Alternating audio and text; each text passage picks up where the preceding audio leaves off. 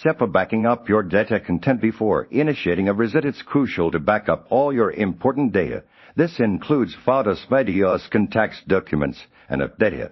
You can utilize Samsung Cloud, Google Drive, or another cloud storage service for this purpose. Alternatively, you can connect your phone to a computer and manually copy files to your computer's hard drive. Failure to back up your data will result in permanent loss of information. Following the reset step, accessing the reset menu content, look at and tap the Settings app, usually represented by a gear icon. Scroll down and find General Management, then select Reset. Within the reset menu, you'll see several options.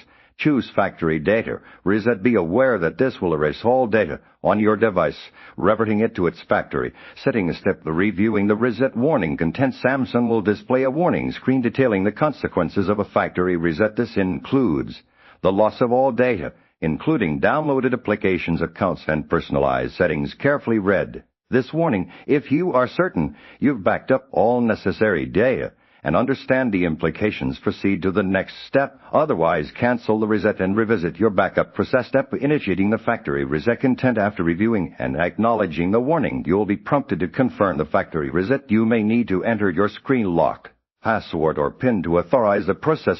Once you confirm, the reset process will begin. This can take several minutes to complete, and your phone may restart multiple times. Do not interrupt the process steps. Setting up your phone content. Once the reset is complete, your phone will restart to the initial setup screen. Follow the on-screen instructions to set up your language Wi-Fi connection and Google account.